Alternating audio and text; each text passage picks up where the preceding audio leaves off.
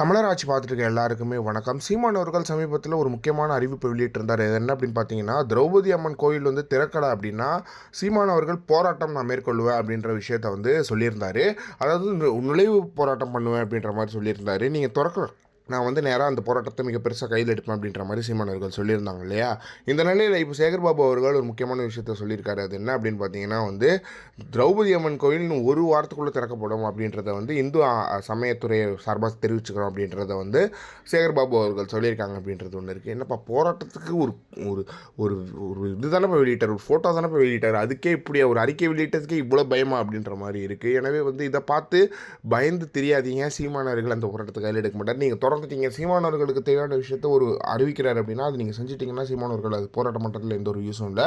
எனவே வந்து சீக்கிரமாக செய்யுங்க. சீமானவர்கள் போராட்டம்னு ஒரு அறிக்கை வெளியிட்டதுக்கே இப்படின்னா சீமானவர்கள் போராட்டம் பண்ணியிருந்தால் என்ன இருக்கும் அப்படின்றது தெரியல. ஏன்னா அங்கே இருக்கிற மக்கள் வந்து, அதுவும் வந்து விழுப்புரம் சைட்லலாம் நிறைய மிகப்பெரிய ஒரு பெல்ட் இருக்கிற இடம், மண்ணீர் பெல்ட் இருக்கிற இடம், அங்கே போய் சீமானவர்கள் போராட்டம் பண்ணார்னா இவங்க அடித்து காலி ஆகிடுவாங்க, திமுக வந்து காலி ஆகிடும் அப்படின்றது ஒன்று இருக்குது. எனவே வந்து சீக்கிரமாக அந்த கோயிலை திறக்கணும் அப்படின்னு சொல்லிட்டு சீமானவர்கள் சொன்னதுனாலேயே வந்து இப்போ ஸ்டாலின் அவர்கள், சேகர்பாபு அவர்கள் சேர்ந்து இதை திறக்க போகிறாங்க அப்படின்றது ஒன்று இருக்குது. ஏன்னா சீமான் அவர்கள் சொல்கிறத தான் திமுக அரசு வழி வழியாக கேட்டுட்டு வந்துட்டுருக்காங்க. எப்போ 2021 ஆட்சி வச்சாங்களோ அன்னிலேருந்து இன்றைக்கி வரைக்கும் சீமான் அவர்கள் சொல்கிறத மட்டும் தான் அவங்க கேட்டுட்டு வந்துட்டுருக்காங்க.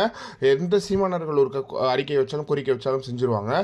இது இரண்டாவது வெற்றியாக சீமானவர்களுக்கு இருக்குது அப்படின்றதுலையும் ரொம்ப மகிழ்ச்சியான விஷயமா இருக்குது. 2025 இரண்டாவது வெற்றியாக சீமானவர்கள் இதை கைப்பற்றிருக்காருன்றது மகிழ்ச்சியான விஷயமா இருக்குது. இதை பற்றி நீங்கள் என்ன நினைக்கிறீங்க அப்படின்றது மறக்காம கமெண்ட் பாக்ஸில் சொல்லுங்கள்.